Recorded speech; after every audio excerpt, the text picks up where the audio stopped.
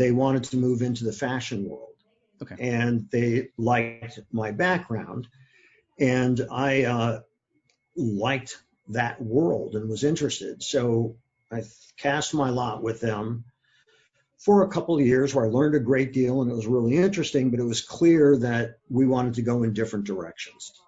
And so I left and started my own company. Okay. And I've been doing my own company now for 37 years, since I was 5 years old. Yeah. Yeah, that's awesome. I'm curious in these early days. So you obviously learned a lot in your running your fashion company and building that up and then switching over to this one. But along the way, were there books you were reading or just experiences or people you're connecting with that helped you learn how to focus on building your company and growing your company? No. That's fair. I knew a bit about the fashion business because my parents were retailers. Okay. And they were entrepreneurs in Ohio.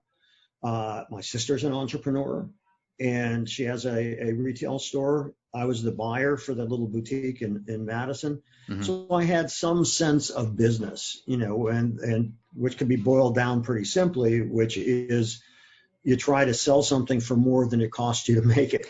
It's a fundamental lesson of business. So I had that kind of business sense.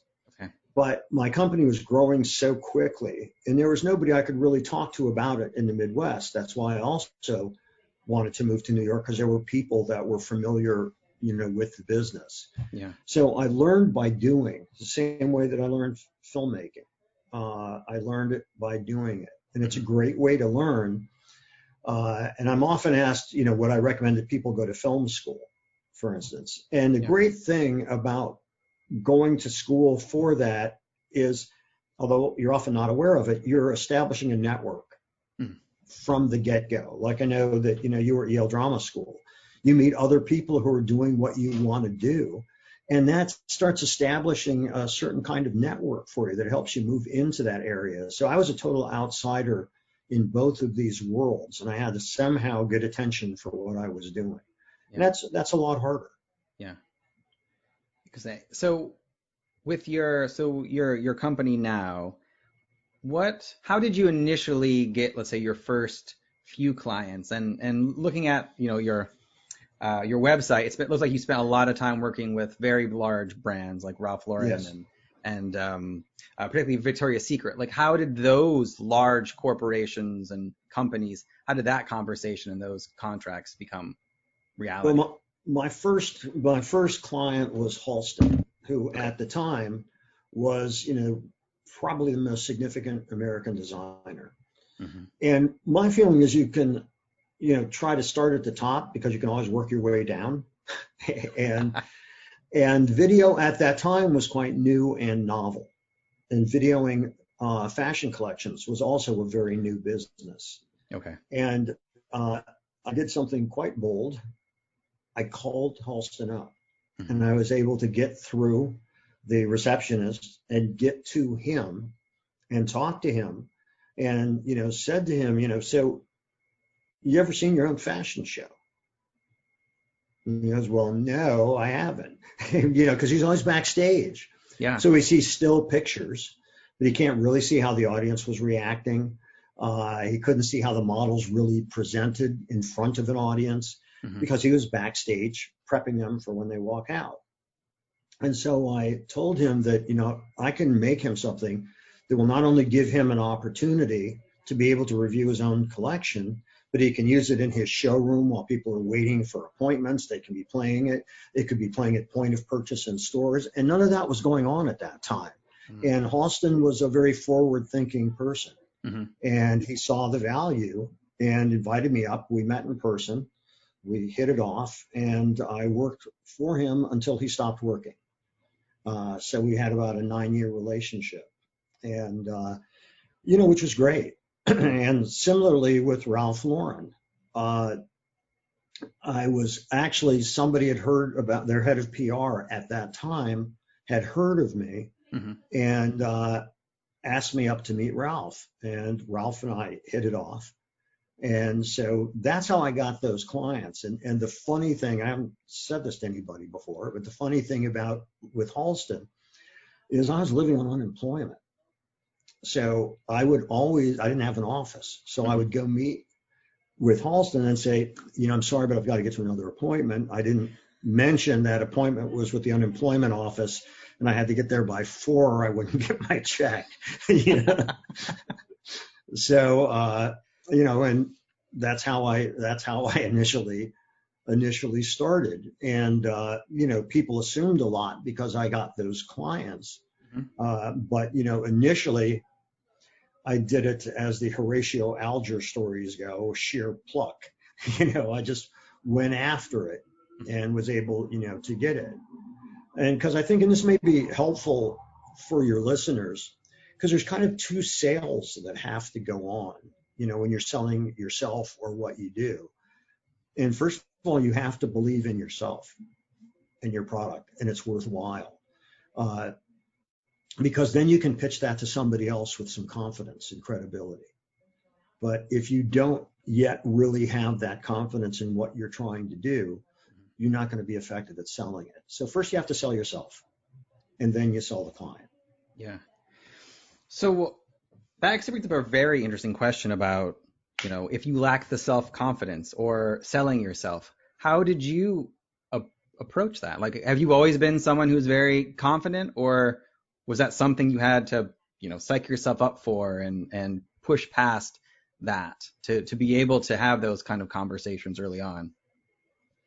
Well, I think one of the great things that my parents did for my sister and myself was that we did not have a household where children were seen and not heard. So we were very comfortable with their friends. Yeah. Their friends became our friends as we got older. So friends from Akron, when they came to New York, would look me up and we'd have dinner together.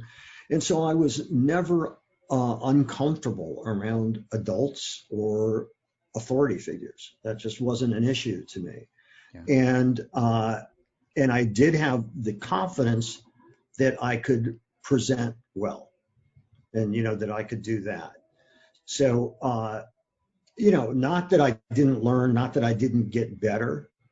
And in some ways I was more, I'm not sure what the term is, but there are times that I want to channel my younger self, because I took bolder steps then than I do now in a certain way, because I don't have quite the same drive, that I did then in some things. Now with the play I do, so it all depends also on your own motivation and why you're doing it. Yeah. But I was fueled by the enthusiasm, and that's what's always fueled me, by the enthusiasm for what I'm doing, designing a line of clothing, teaching a class, shooting a film, or writing and producing a play. Yeah. And I think that's the consistent thing. Okay.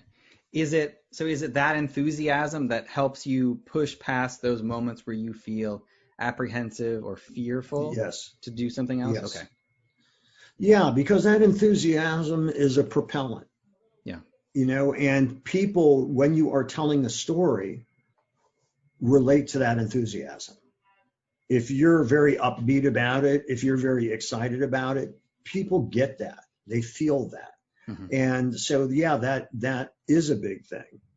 When I started with my theater work, I didn't know anybody. But I believed that I had an important story that needed to be told. And that got me indoors, and I was able to convince people to read my script. Mm-hmm. And, and that was, it's all a pitch, right? In terms of whether I'm pitching a line of clothes, pitching a film project, pitching a play, it's all a pitch. And, how do you do that? And one of the things that I found that I thought was quite interesting is, this is probably the main insight I've had across all of the businesses. Mm-hmm. Number one is, what does it take? It takes persistence and hard work. It's hard, to have a creative career. It requires a lot of work, and that's not easy. But the interesting thing to me is that the protocols for all businesses are the same. So when I was designing clothes and coming up with a theme for a collection, first I had an idea in my head. I had to sketch things out, be able to communicate that idea. Then I had to cost out. What's the cost of the materials? What's the cost of the labor? How long is it going to take me to get completed? Can I ship it by a certain date? Bill and get paid. Yeah. Well, doing that in the clothing business was the same thing in the film business. I had to have an idea. I had to put together the pitch and storyboard for that idea. What was the labor cost? What were the equipment costs? All of the same kinds of things. And that's also true for a play. So, and it's true if you have an accounting business or you run a dental practice. It's all that stuff is the same stuff in every business.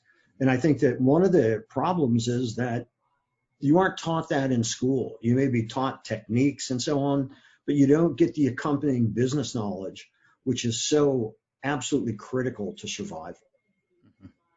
Oh yeah, I can't agree with you more on that one. And I think we have a lot in common on that side. But actually that leads me to my next section, which is your book and the class that you teach at Parsons. How did both of those come about, and why did you want to write a book called Creative Careers, Making a Living with Your Ideas? So a guy came up to me after I was shooting a Ralph Lauren show. Mm-hmm. And he said, I'm Dean Stadel, and I'm with Parsons. I said, oh, you're the dean of Parsons? He goes, no. My name's Dean. I said, oh, so you're not the dean, but your name's Dean, like Dean Martin. I mean, that kind of thing. Yeah. And he said, I'd love you to be a guest lecturer in my class. Would you be interested in doing that? So I said, sure. And teaching, by the way, is a fabulous way to learn. And I love teaching. And you also kind of don't know what you know until you're put to the test and questioned about it. So I found that cool. And so my guest lecturing went well. And so I was asked back again and again and again every semester for about 3 years or 4 years. And then he said, there's an opening for an adjunct professorship. I think you should put together a class and do it. And I said, I don't know if I can, because I can't afford to turn down production work, and nor do I want to. But yeah, I do love the teaching. And he said, well, we'll work with you. He said, we'll try a third of a semester.